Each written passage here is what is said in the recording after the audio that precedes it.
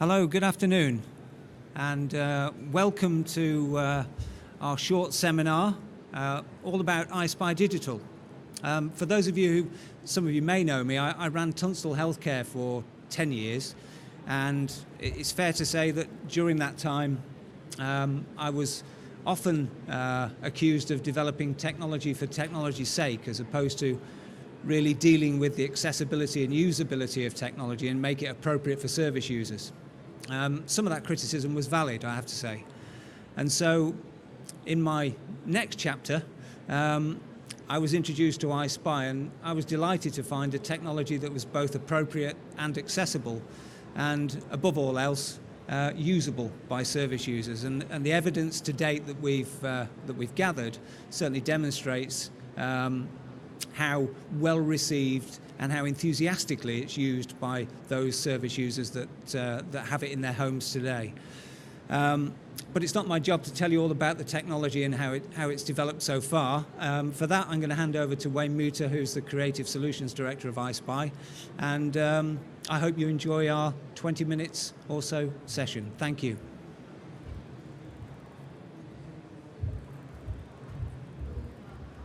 Hi there, so I'm Wayne from iSpy, and I'm just going to run through this quite quickly, I suppose. I'll leave you some time for questions at the end. So when we started, we took up a challenge. That challenge was to try and bring the benefits of digital communication to those without it. So why did we do this? Well, we looked at what other people were doing in other organisations, within other industries, and we thought that the healthcare and social care market in particular were probably being left behind with this. And that was isolating a great number of people. So organisations were forced to work in ways that were inefficient, that were inexpensive, and that probably wasn't going to be sustainable for very much longer. So we looked at how those organisations worked, and we tried to spot ways that we could help them to a certain extent. We looked at the rising costs, and we thought, well, actually, we need to do something quite drastic. We can't just keep operating in the same way, because we'll keep getting the same results.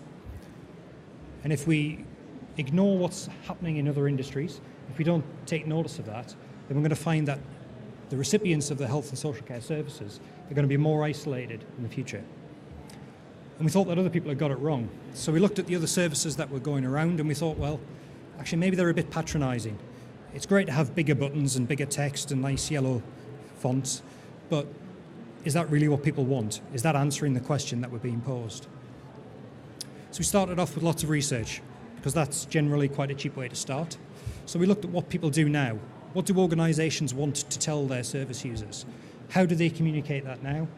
And what would they like to do? Is there anything that stops them communicating in a different way?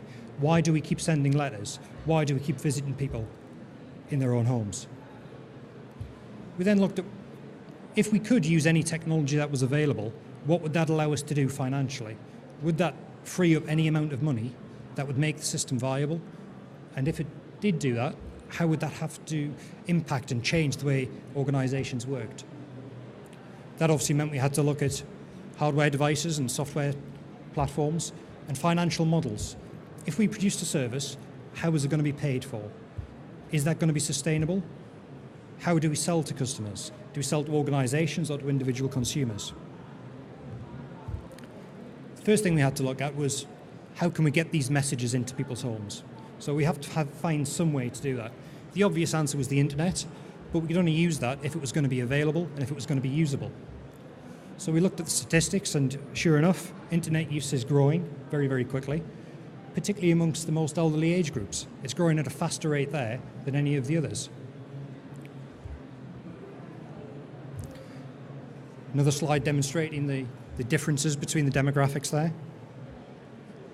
One of the things this did show us was that in the 75 plus age group, the vast majority of people are not connected to the internet.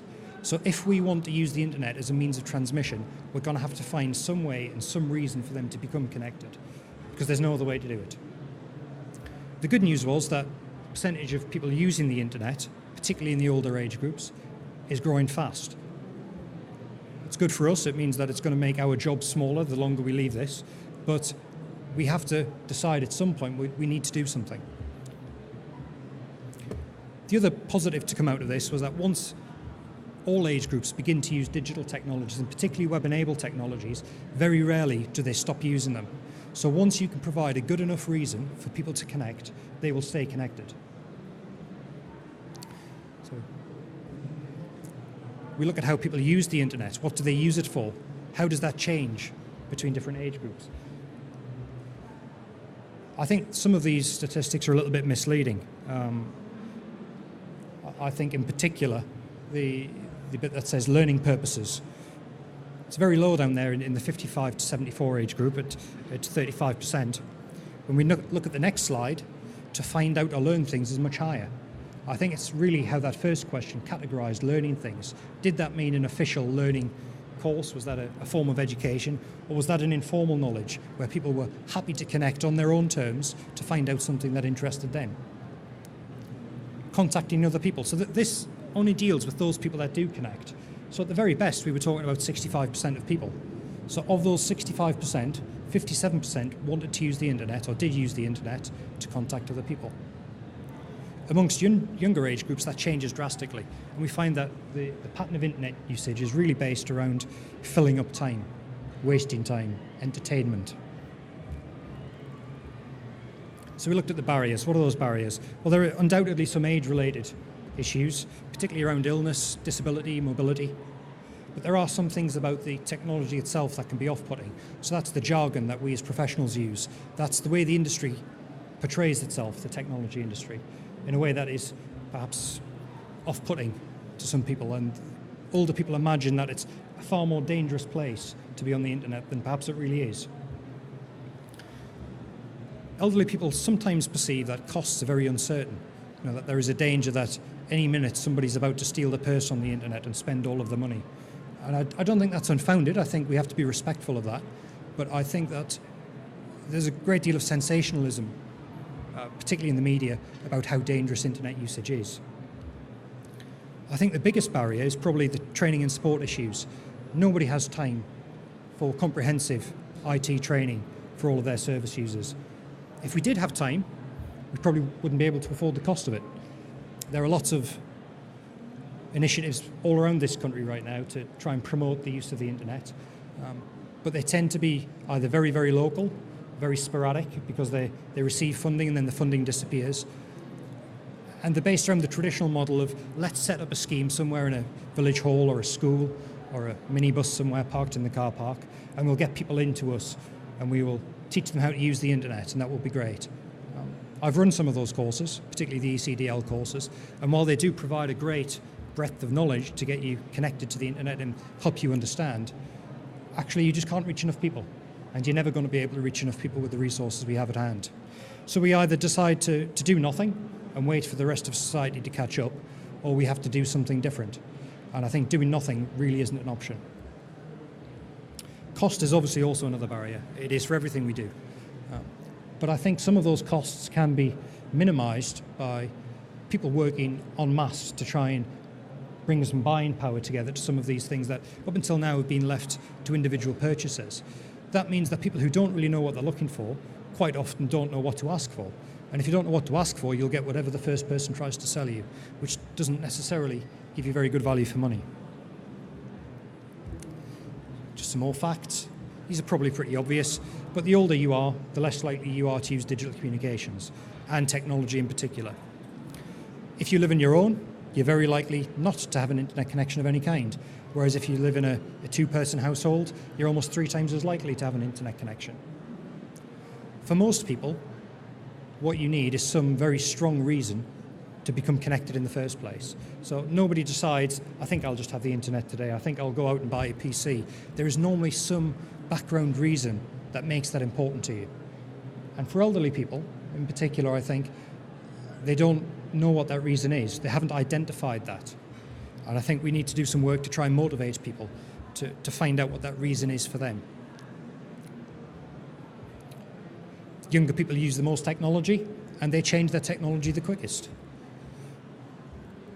The older you are, the less likely you are to use anything. And if you're an elderly person who doesn't make the purchasing decision about a technology piece of equipment, then unless it becomes embedded very quickly into your daily routine, you're likely to put it aside and not use it.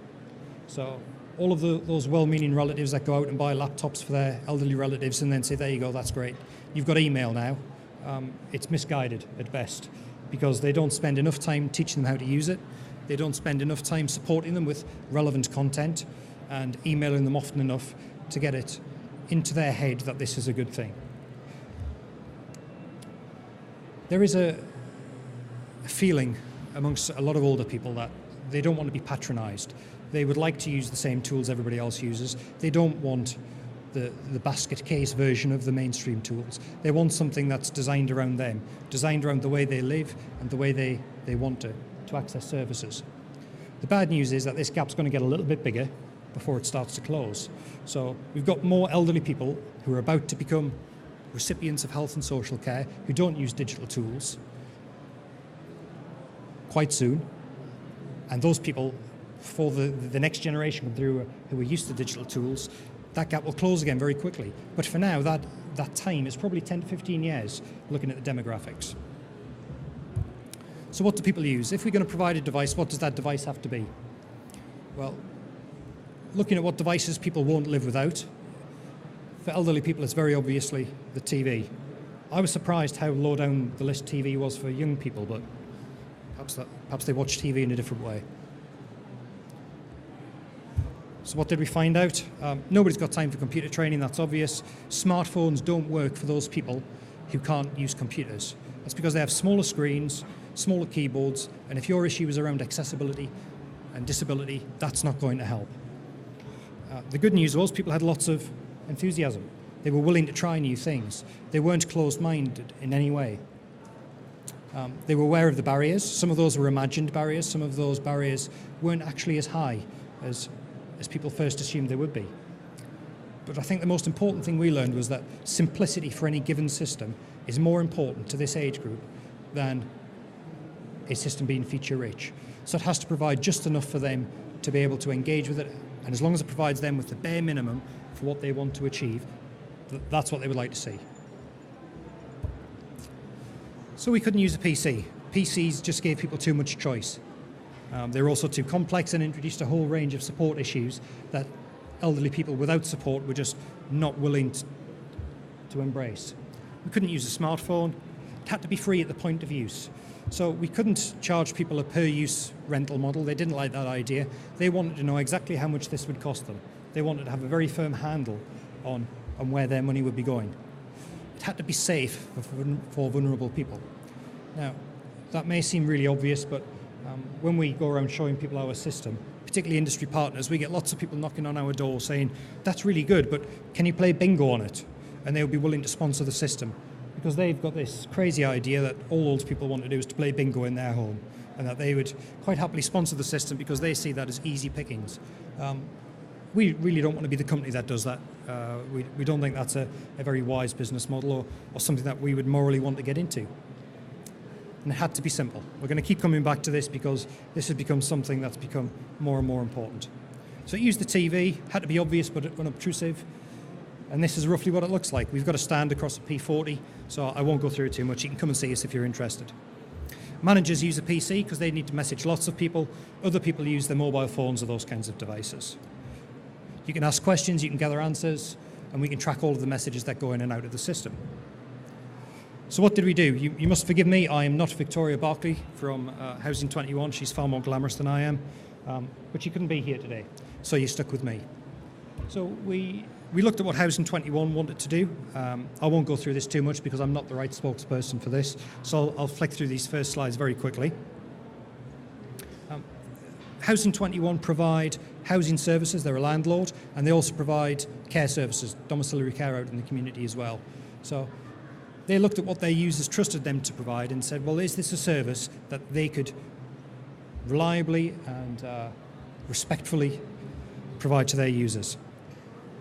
Did it match their direction of travel? In general, they had some questions over that. They weren't sure whether this new digital service was something they wanted to promote internally to their users. But they looked at what their customers wanted and what they needed, and these were the questions they asked themselves. They must have been able to reconcile this, and I think the way they did that was with this next thought that they had, which is something that they keep coming back to. if they keep doing what we've always done, we will always keep getting what we always got. So I think it kind of made them take a chance on us, because Victoria, when we first turned up to see Victoria, we were introduced to her by her operations manager, and she thought we were two used car salesmen, in her own words. So we had a little bit of a convincing job to do on her. But I think she went away and thought about it for a little while, and she came back and says, okay, we'll give it a go. So the first thing we identified 2 lead sites. One is an extra care scheme. It's a 40-bed scheme. We initially chose 30 residents. Not everybody in the scheme was capable of using the system. We were aware of that when we set out. That's dropped even further during the 6 months of the pilot so far. Some of those people who were previously capable of engaging with the system no longer are. That's the nature of dementia, and they've had quite a high changeover rate of tenants there as well. They then looked at a domiciliary care scheme. That was due to start in July of this year with another 30 residents. They've put that on hold. They would like to extend that out to 100 residents now. They think that in the community it has more promise than it did within an extra care scheme. That's mainly because they've seen how it works and how it doesn't work in extra care. Some of the difficulties and some of the efficiencies that they thought might be there in an extra care scheme turned out not to be there. Actually, they had some issues over access to the system for staff that we've resolved. But actually having staff on site, you may as well use those to do those daily calls. Why should you communicate in a digital manner to an individual when it's just as quick to go and visit them? Because you gain extra information that way sometimes. So what did they find out? Well, they found out that access to the system was very important. That's access not just from a resident or a customer's point of view, but from a staff point of view. When we first set up in the extra care scheme, it was decided that only the senior staff would have access to the web portal to send messages to the residents. That made a lot of sense. None of the junior staff had IT access, but what we found was that the senior staff really weren't that IT literate. So we provided an iPad for everybody to use. We got the approval from Housing 21 to do that, and we found that the junior staff have been mentoring the senior staff on the best way to use the iPad and the best way to engage with the system. And usage of the system and the number of messages being sent accelerated a great deal from that, which was a little bit unexpected. We really just assumed that it would go up a little bit, but it changed completely. I think that taught us that if you give the right tools to the right people, the right things will happen. We thought we had the right tool, we just gave it to the wrong person, or the wrong two people initially. The technology barrier, I think we've addressed to a great extent. We do have some issues, as we always will, with certain individuals and remote controls. There is never a right remote control for everybody, and if there was, I'd be a very happy person. I could just stop looking. I don't think it'll ever exist, so that's going to be a continuous journey for us. We are seeing increased activity within the court. So where they've always had planned sessions and planned activities within the court, what they now do is they try and increase participation with those activities by sending reminders out just before the point of those activities taking place. They're making more use of their staff now, so those staff who were previously not trusted with IT have been proven to be more than skilled, and if they could have the right permissions, they could do a lot within the court. That was unexpected, and I think they've been happy to see that borne out. Victoria must have had a reason to write access to the system twice, but I can't work out what that was. So that's the end of what I've got to say, I suppose. I'll leave it to questions if anybody has any questions. We're about 10 minutes in.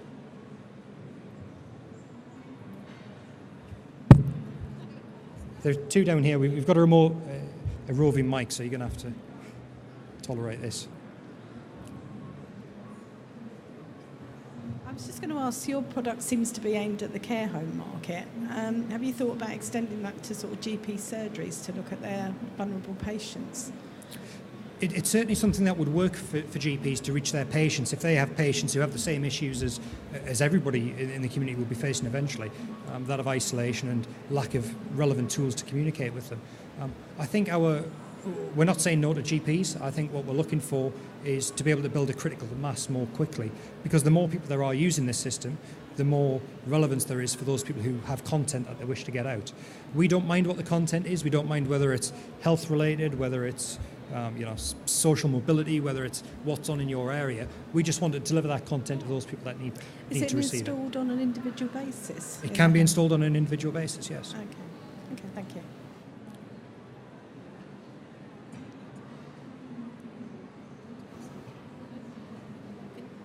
Hearing. Does the person at the other end where the TV is need a special TV, like a smart TV or something? No, it uses a standard TV. What we have a set-top box, which is quite small. If they're using a standard Freeview type system built into their TV, this replaces that, and they have the full Freeview spectrum. If they're using a third-party provider such as Sky or Virgin or UView, you basically plug your other box into our box, and then our box into your TV. So your AV facilities, your TV experience is unchanged.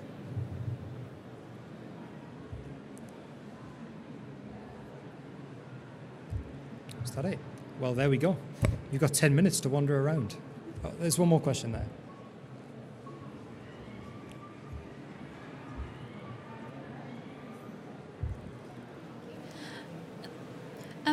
If the television is not on, is there a way that it can flick messages through to someone else? Because presumably some people wouldn't turn the tellies on for a while. Yeah, if the TV's not on, then a few different things can happen. It will wait until the TV is turned on, until somebody can respond to that message, unless the person who sent that message has decided that it's time sensitive. So if you're sending a message that maybe is only relevant this afternoon, and that person's away overnight and they come back tomorrow morning, you would have set that message up so that it would disappear automatically. There is a whole other side to the system other than just TV, which is based around friends, relatives and families and carers using Android and Apple apps basically in order to connect to the system. That's both for the purposes of writing messages and sending content, sending videos, sending pictures, but also for monitoring what's going on. So a relative would be using the app to receive the same messages that their relative is receiving on their TV. So they could respond on their behalf if you wished. So does that mean if someone didn't get the message, you would know that they hadn't got it? So yes. If they hadn't checked in for a day or so, you could say something's wrong. That's right. We've got a few different ways to do that. The box itself has a presence awareness, so we know if the box is turned off, first of all. That always helps. If the box is turned on but the TV's turned off, then we know that the message has been delivered but that it hasn't been read. As soon as a message is read by the user and it's cleared from the screen, we become aware of that and it changes the timestamp. So if you then decided to write a message, maybe saying, "Are you okay?" and you don't get a reply within 2 hours, you might decide, well, I've not got a reply that's satisfactory, maybe I need to do something. We need to put a process in place to escalate that to somewhere else.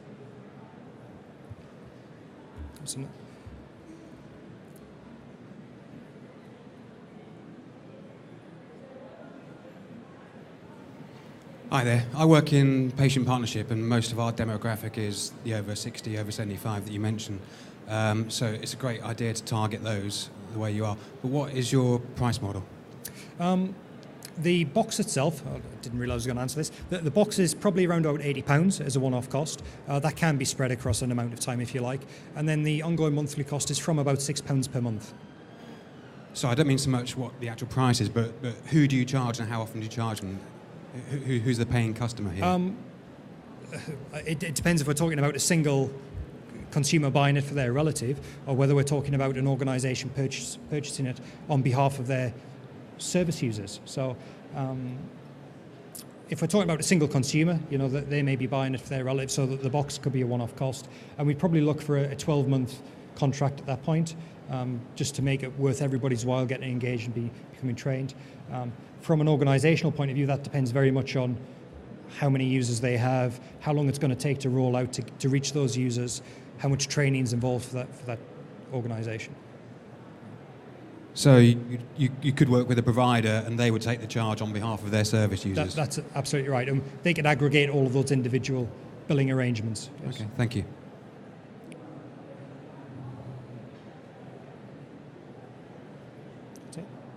I think we really are done this time. Thank you.